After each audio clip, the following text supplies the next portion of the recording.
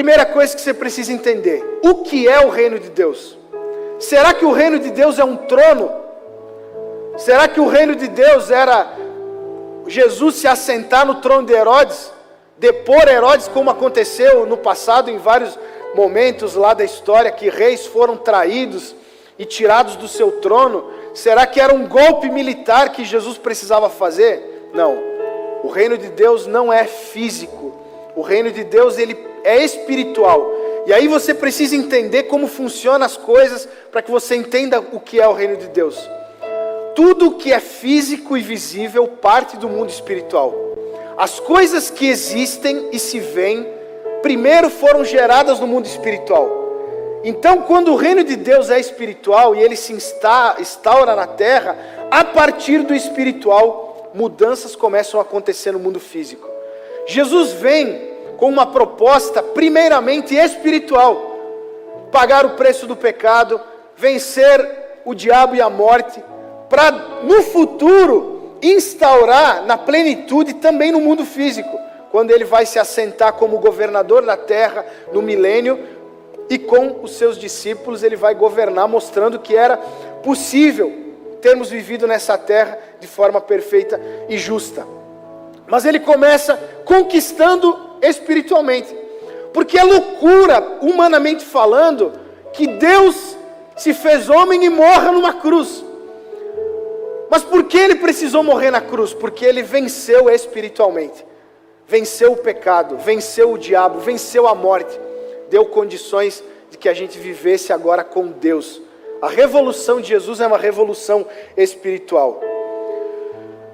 O reino de Deus é o lugar em que Deus reina. Não é o céu na terra, não é o reino no céu, é o reino do céu. Existe um céu, existe o terceiro céu, o lugar em que Deus está, o lugar em que Deus governa com perfeito controle, onde o pecado não entra, onde o diabo não ciranda, não faz showzinho. Existe esse lugar, e existe o reino dos céus, existe o reino de Deus, que é uma extensão desse reino, é a influência desse reino na terra, é uma extensão dos céus na terra. É interessante que a expressão mais poderosa de uma nação ou de um povo é a sua cultura. Por exemplo, nós somos gaúchos, eu e minha esposa. Quando a gente veio para cá, num primeiro momento houve um choque de cultura. Apesar de estarmos no Brasil, a cultura mineira é completamente diferente da cultura gaúcha em diversos aspectos. Tem coisas boas, tem coisas ruins, mas o que distingue um mineiro é a sua cultura. Tanto que, se você botar um gaúcho e um mineiro juntos e não falar quem é quem, rapidamente você vai descobrir quem eles são. E muito tem a ver com o que o mineiro transmite e o gaúcho transmite. É cultura, isso se chama cultura. O reino de Deus é a cultura dos céus influenciando a cultura da terra. É o reino de Deus influenciando o reino dos homens e produzindo mudanças. Naturalmente, por conviver com os mineiros, de vez em quando eu falo meio mineirês. Se você estivesse no Rio Grande do Sul, você ia falar mais cantado, você ia tomar chimarrão, talvez. Por quê? Porque você está sendo influenciado por uma cultura diferente. Deus deseja mudar a nossa cultura. Deus deseja mudar a nossa sociedade. E Ele transmite o seu reino por meio dos seus servos.